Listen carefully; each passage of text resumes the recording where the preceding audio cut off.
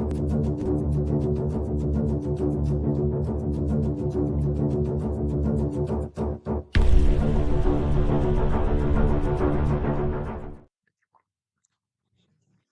Monday.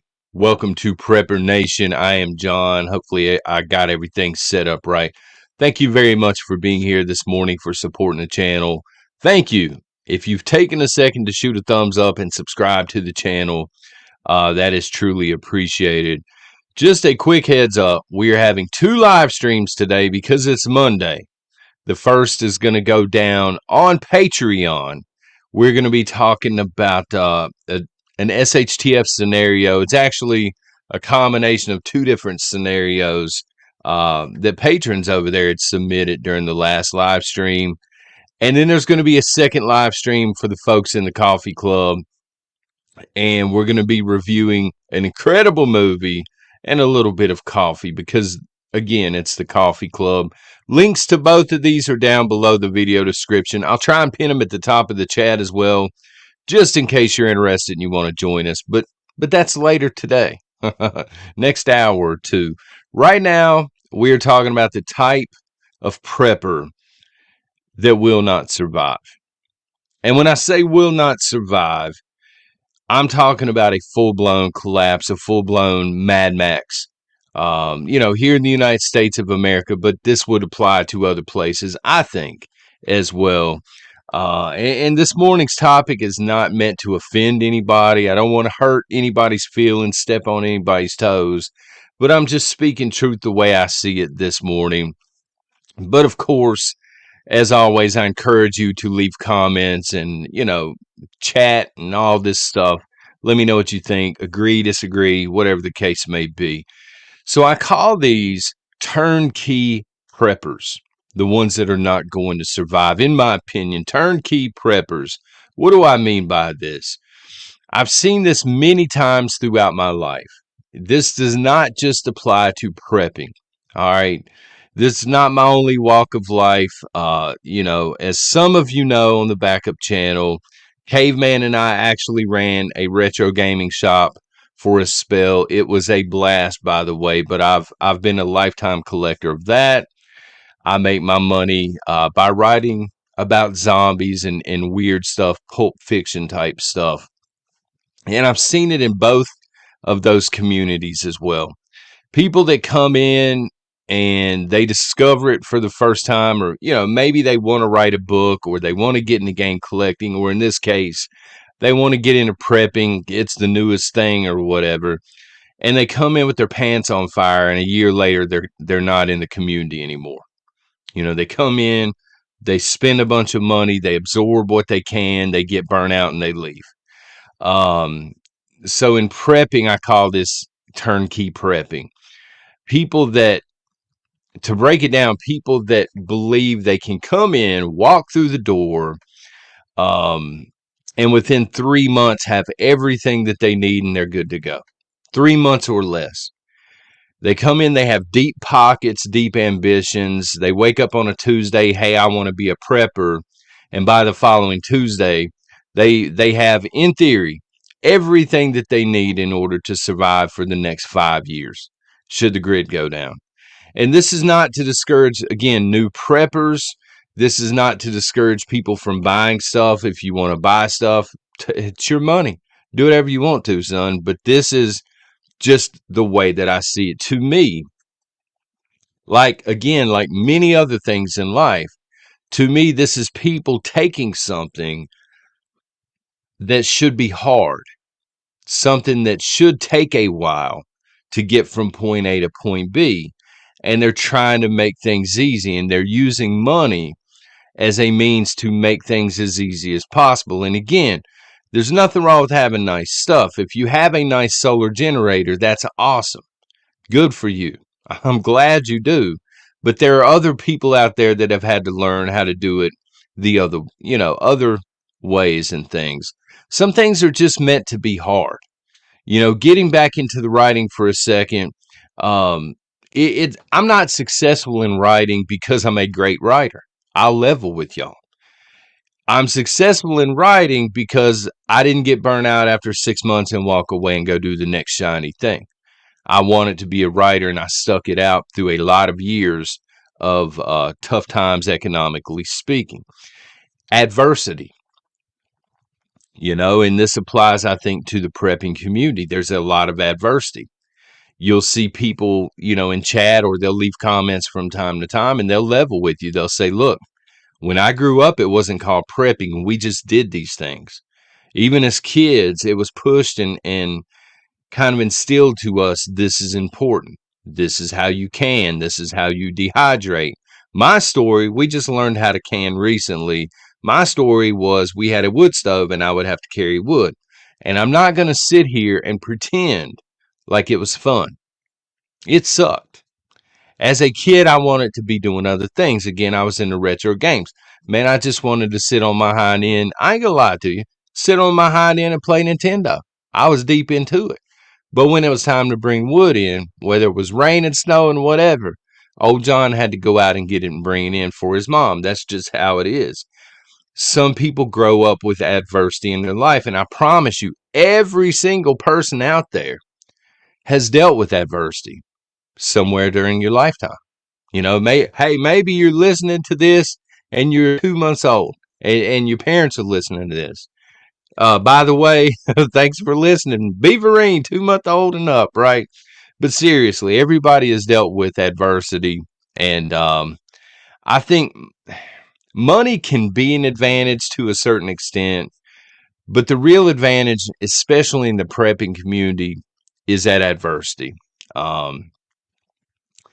I've always heard it, kind of cliche and cheesy, but getting there is half the fun.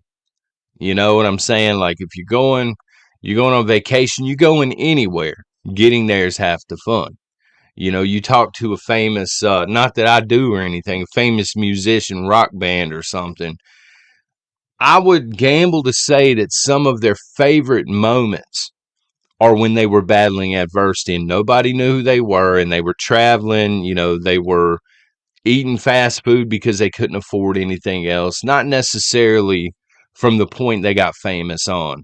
The ups, the downs, the setbacks, the lessons that are learned. For me, that's all invaluable stuff, especially getting back to prepping, especially in prepping.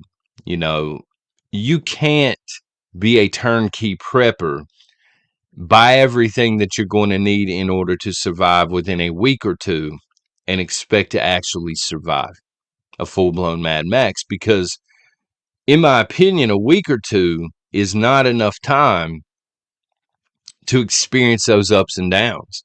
It's not enough time to make mistakes. One of the biggest things that we can learn from is mistakes. Now, I've made plenty of mistakes in my life, in this community and in other communities. Again, not a perfect writer, not a perfect YouTuber, not a perfect anything. But you make those mistakes and you learn from them. And especially in the prepping community, man, sometimes you just try stuff and it doesn't work. And okay, well, this doesn't work now. Or you realize maybe why it didn't work. And that's just something that, again, you can't buy. Money can't buy that sort of experience. And I'm kind of jealous, I'll be honest with you, of all of you folks that say, man, I've been prepping for 40 or 50 years ever since I was a kid, because I was around it to a degree. Again, I didn't grow up in Beverly Hills or anything.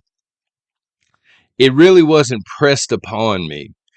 But I can remember, especially my grandmother, God love her, man. She was like Homesteader 101.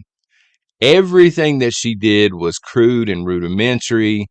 Looking back, I realize it's because she lived through the Great Depression and she understood things are hard and they need to be hard. This is how you learn. And I wish I could have learned more from the lady, but again, I just, I wanted to play games, son.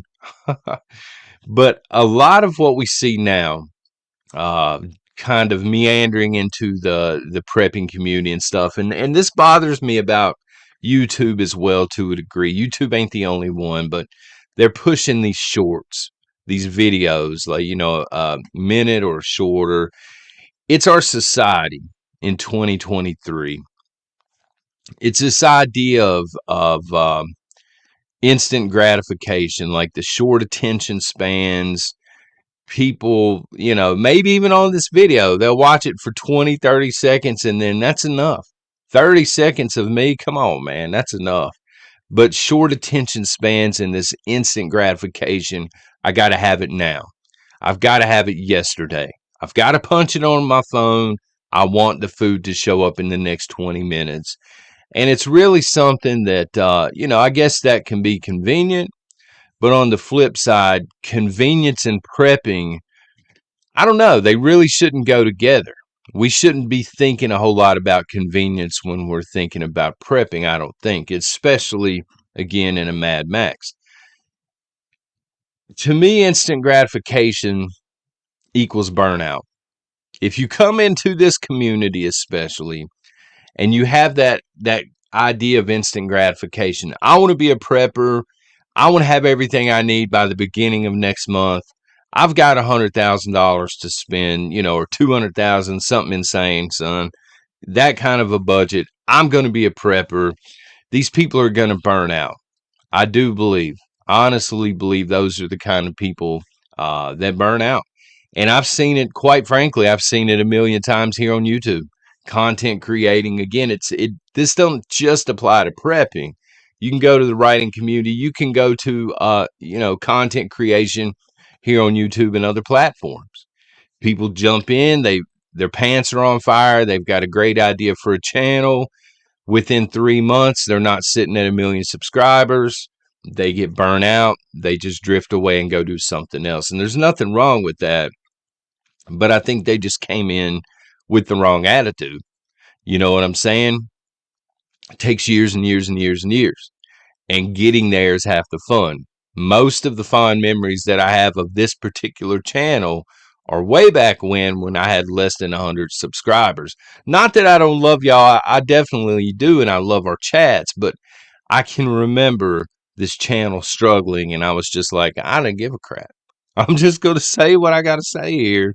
And I don't care if I'm speaking into the black void, but it takes more than just the most stuff to survive, I think, when it comes to doomsday prepping.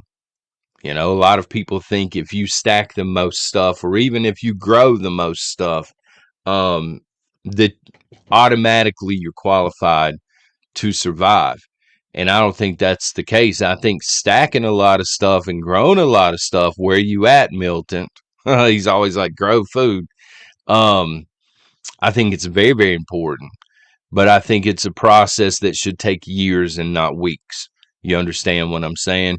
I think one of the most important things, and there's several, I'm just going to call it grit.